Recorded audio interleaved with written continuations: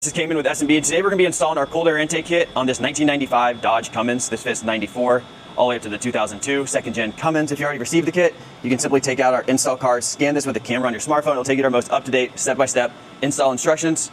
At the time of shooting this is June 2025. We're going to go through the full install. We've recently actually updated our kit, and so we want to make sure you have the most updated install instructions. And we'll get started right into the install. First step is going to be using our 11 mil to loosen up the negative battery cable on the passenger side here. Set that to the side, then we'll go over to the driver's side as well. Now with a 5/16 or a flathead, we're going to remove the hose clamp on the turbo. We can gently pull this away. So now we're going to get the top half of the airbox removed, remove the 4 clips around the airbox. This will come up. We already removed the filter, then we'll get with our socket, and this is a 10 mil, and remove the 3 nuts holding down the airbox. Now the airbox is free. We can get the OEM intake kit out. Then one thing to note is if these studs start to spin on you, you might have to pull the wheel well liner and hold the back side of these studs. They didn't spin on us here in California, but in other parts of the country, it might have an issue. But now we're gonna get installing our S&B intake kit so we can drop it in the vehicle here. So now we have everything laid out on the table to be installed in the truck. This kit has our 8-layer cotton gauze oiled filter. We also have the option of a dry filter. This customer chose the oil filter today. But a little breakdown, this is our fully enclosed intake box. Again, our filter, large intake tube, clear lid, tube seal.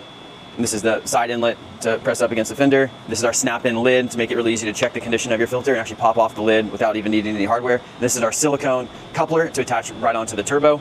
And then it comes with all new hardware as well. First step is gonna be taking our silicone box plug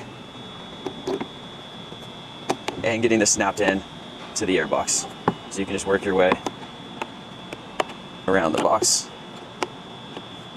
like this, and that's installed. Next is our side inlet, and you'll see on the side inlet there's text on the bottom, so that goes to the bottom of the airbox, and it's tapered, so the bigger taper goes up front.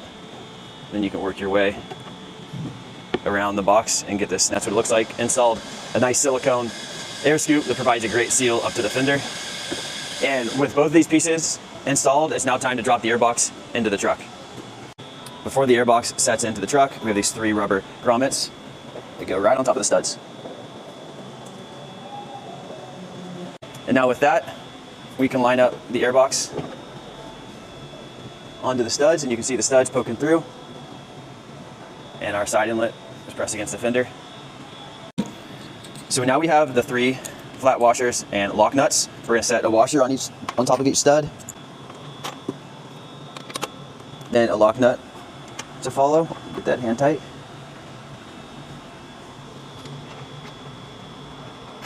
Then we're going to grab our 11 mil socket and snug these down.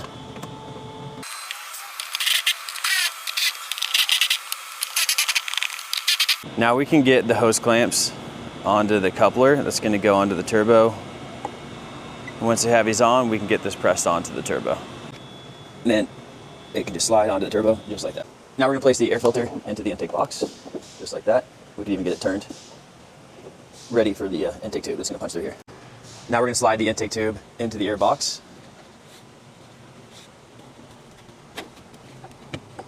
Then we can put as soon as it's all the way through, which it wasn't, we can put the air filter right there into place, and we'll slide or rotate the intake tube into the coupler, just like this.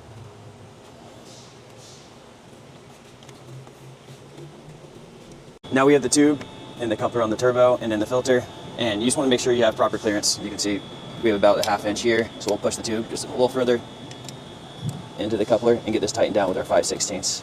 Now with the 5/16, we'll also tighten the hose clamp on the filter. I have that hose clamp angled up to make it really easy. And so this is what the clear lid will look like when it's in the snap-in lid.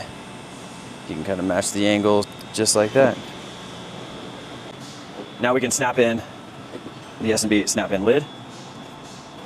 Again, you can just work your way around the box.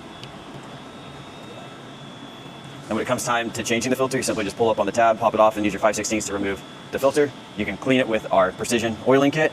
or you can replace the filter if you have our dry filter. Our dry filter can be blowing out the compressed air a few times, but that's the install. We're gonna get the battery reconnected. And one thing we didn't use with the kit, I'll show you here, is just a bunch of rivets in case you did need to remove the wheel liner. We have replacement rivets in case they break off. But let us know if you have any questions, and thanks for watching.